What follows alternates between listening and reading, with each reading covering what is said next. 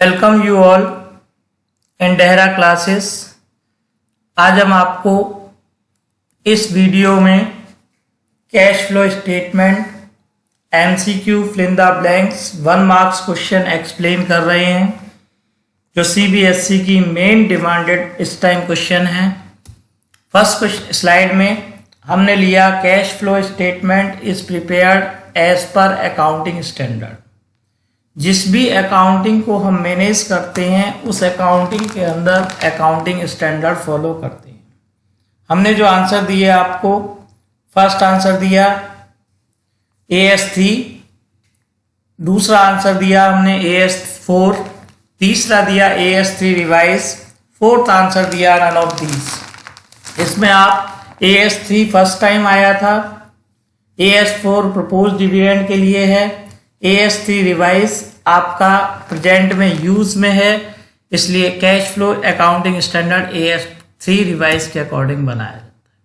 Second slide में हमने लिया प्रोविजन फॉर टैक्स गिवन है ओपनिंग बैलेंस शीट में 40,000 और क्लोजिंग में 30,000। टैक्स को कैसे एडजस्ट करेंगे आपको हम बताते हैं। When no additional information is given in question, current year balance is add in operating activities, profit before extraordinary item and less after all adjustment in operating activities। इसलिए हम 30,000 को ऐड करेंगे, 40,000 को लेस करेंगे, ऑपरेटिंग में ही करेंगे। हमने 3 answer लिए।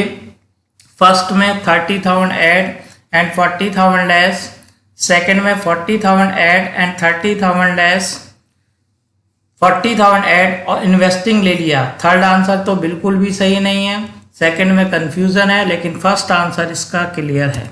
नेक्स्ट में when we prepared cash flow statement tax is given 40,000 in additional information, no additional information, no extra information is given. It means इतना ही हमने इस साल प्रोविजन किया और इतना ही टैक्स हमने पेमेंट कर दिया। सेम अमाउंट आप 40,000 को ही ऐड करेंगे और 40,000 को ही इन्वेस्टिंग में ऑपरेटिंग में लेस करेंगे। आपको बता दिया profit before extra ordinary item में ऐड करेंगे और लास्ट में करंट एसेट डिक्रीज के बाद लेस करेंगे। नेक्स्ट स्लाइड में बैलेंस शीट में टैक्स गिवन है 40,000, ओपनिंग क्लोजिंग गिवन है और इसके बाद जो आपको गिवन है फिर नीचे कहता है 50,000 का प्रोविजन फॉर टैक्स किया। इसका मतलब अब क्वेश्चन देखना होता है डिमांड की ऑपरेटिंग एक्टिविटीज में ऐड कितना होगा। हम आपको बताते हैं जितना भी हम प्रोविजन करते हैं ड्यूरिंग द ईयर उसको एडजस्ट करके चलते हैं, इसलिए हमने 50,000 का P&L से लिया है तो 50,000 का profit before extra ordinary item में ऐड करेंगे। नेक्स्ट स्लाइड में 40,000 का ओपनिंग गिवन है, क्लोजिंग 30 का गिवन है, पेड किया 20,000 का। लेस कितना करेंगे, अकाउंट बनाने की कोई जरूरत नहीं है, जितना आपने पेमेंट किया है उतना ही लेस करेंगे। 30,000 का बिगनिंग से कोई मतलब नहीं और 40,000 बिगनिंग से कोई मतलब नहीं। एट लास्ट आपने 20 का पेमेंट किया, 20,000 को एडजस्ट करेंगे। नेक्स्ट स्लाइड में हम कैश फ्लो स्टेटमेंट बना रहे हैं। बैलेंस शीट में गिवन है 40,000, 30,000 गिवन है, ट्रांसफर करा P&L में 50,000, यानी रफ लैंग्वेज में देखें 40 का पहला स्टार्टिंग में था, 50 का हमने और प्रोविजन किया। Total provision is made by you 90,000, 30,000 closing है। इट मीन्स आपने डिफरेंस अमाउंट को पे कर दिया 60,000। अब ये क्लोज जो पास टाइम में लगाई थी वो हट गई। लेस कितना करेंगे, 60,000 लेस करेंगे, 50,000 रॉन्ग आंसर हो गया, 40,000 रॉन्ग आंसर हो गया, फोर्थ नन ऑफ दिस आपका है ही। नेक्स्ट स्लाइड में हमने आपको बताया जब सरप्लस गिवन है बैलेंस शीट में 40,000 बिगिनिंग में है, 10,000 क्लोजिंग में है।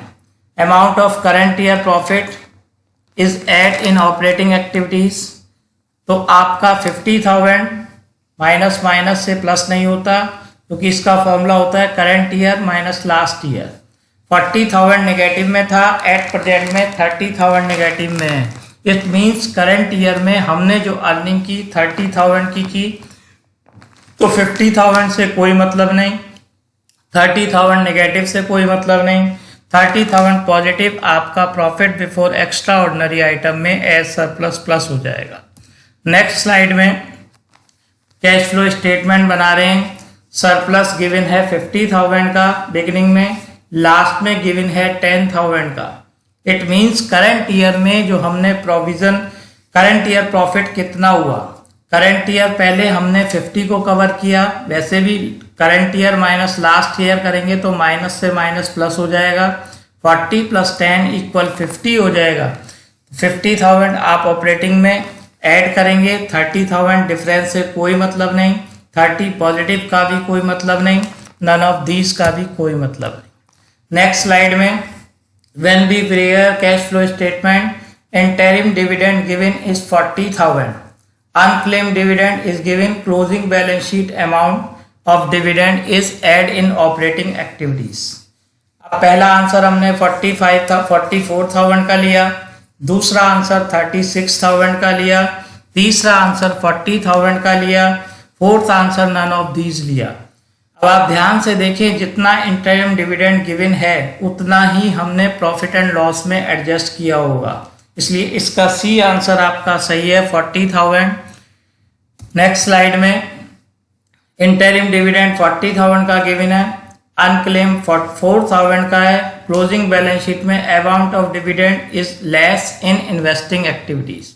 अब इस क्वेश्चन को आप ध्यान से देखें, 44 से कोई मतलब नहीं, 36 से मतलब नहीं, 36 का पेमेंट है, 40 से कोई मतलब नहीं, नन ऑफ दीज। लेकिन क्वेश्चन को ध्यान से देखे, उसने कह दिया इन्वेस्टिंग एक्टिविटीज। डिविडेंड कभी इन्वेस्टिंग एक्टिविटीज में माइनस होता नहीं, इसलिए आंसर आपका नन ऑफ दीज होगा, अमाउंट से कोई लेना देना। नेक्स्ट स्लाइड में when we prepare cash flow statement, interim dividend 50,000, unclaimed dividend 6,000, dividend is paid less finance activities में 50 हमने देना था, 6 टोटल 56 का कोई मतलब नहीं, 50 हमने पेमेंट करा नहीं, नेट पेमेंट जो एक्चुअल में हमने किया 44,000 का किया, इसलिए आपका 44,000 माइनस में आएगा। नेक्स्ट फाइनेंस एक्टिविटीज में आएगा। नेक्स्ट में प्रपोज डिविडेंड गिवन है लास्ट ईयर का 40,000, 50,000 का in current year, additional information amount of dividend is add in operating activities. Accounting standard 4 हमें एक्सप्लेन करता है लास्ट ईयर का प्रोविजन प्रपोज डिविडेंड ही ऑपरेटिंग में ऐड होता है और लास्ट ईयर का ही फाइनेंस में माइनस होता है, इसलिए आपका 50,000 का 40,000 का ही ऑपरेटिंग में प्लस होगा। नेक्स्ट स्लाइड में प्रपोज डिविडेंड को ही लेके चले, 60,000 लास्ट ईयर का गिवन करा, 40,000 नेक्स्ट ईयर करंट ईयर का। अब पूछता है लेस कितना होगा, मैंने आपको AS4 का पहले ही बता दिया, 60,000 आपका लेस होगा, 40,000 से कोई मतलब नहीं, 20,000 के डिफरेंस से कोई मतलब नहीं, नन ऑफ दिस से कोई मतलब नहीं, फर्स्ट आंसर आपका होगा। नेक्स्ट स्लाइड में 10% डिवेंचर इशू किए हैं, ओपनिंग बैलेंस गिवन है 5 लाख का, क्लोजिंग बैलेंस है 4 लाख का। एडिशनल इंफॉर्मेशन में कहता है debenture redeemed in the beginning of the year. Debenture के साथ इंटरेस्ट देते टाइम ये ध्यान रखना चाहिए कि हमने किस पे इंटरेस्ट देना है। क्वेश्चन में कहता है कि रिडीम किए हैं बिगिनिंग ऑफ द ईयर, इसका मतलब हमने जो करंट ईयर में पैसा यूज किया 4 लाख किया, तो हम 5 लाख पे इंटरेस्ट नहीं देंगे, डिफरेंट पे भी इंटरेस्ट नहीं देंगे, तो सीधा सीधा 4 लाख पे 10,000 इंटरेस्ट आया, इसलिए सेकंड आंसर आपका रॉन्ग हो गया, थर्ड आंसर आपका रॉन्ग हो गया, फोर्थ आंसर आपका रॉन्ग हो गया, फर्स्ट आंसर आपका क्लियर हो गया। नेक्स्ट स्लाइड में 10% डिवेंचर है, 5 लाख के ओपनिंग है, क्लोजिंग 4 लाख की है, debenture redeemed at the end of the year, clear है, पास स्लाइड की कॉपी है। अब इसमें डिवेंचर पे इंटरेस्ट जो पे किया जाएगा 5 लाख पे किया जाएगा, इसलिए ये आपका फर्स्ट आंसर रॉन्ग हो गया, डिफरेंस पे देने का कोई मतलब नहीं, 10,000 नहीं आएगा, सीधा सीधा 50,000 आपका इंटरेस्ट आएगा। नेक्स्ट स्लाइड में डिवेंचर पे कहता है 5 लाख के डिवेंचर हैं, अब उस पर 66 लाख क्लोजिंग है। एडिशनल इंफॉर्मेशन में कहता है मिडिल ऑफ द ईयर, इसका मतलब 5 लाख को आपने टोटल ईयर तक यूज किया, 50,000 1 लाख पे 10% से 6 मंथ का 5,000। कुछ लोग क्या करते हैं, पहले 5 लाख पे 10% 6 मंथ का कैलकुलेट कर लेते हैं, बाद वाले पे कैलकुलेट कर लेते हैं, फिर आंसर को चेक कर लेते हैं।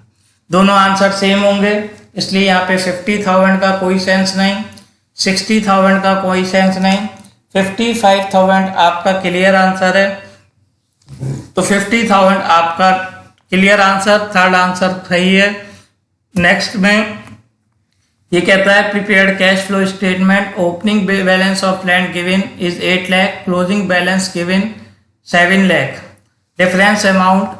जनरली लैंड के साथ ये माना जाता है कि लैंड की वैल्यू जब भी डिक्रीज हो रही है वो सेल है, जब भी सेल होगी कोई प्रॉफिट की बात नहीं की गई, इसलिए ये आपका ऑपरेटिंग में एडजस्ट होने का मतलब नहीं, क्योंकि ऑपरेटिंग में आप प्रॉफिट और लॉस को एडजस्ट करते हैं। इन्वेस्टिंग ऑपरेटिंग में लेस होने का भी मतलब नहीं, इसलिए ऐड आपका इन्वेस्टिंग में होगा। सेकंड आंसर आपका सही है। नेक्स्ट स्लाइड में कैश फ्लो स्टेटमेंट बना रहे हैं।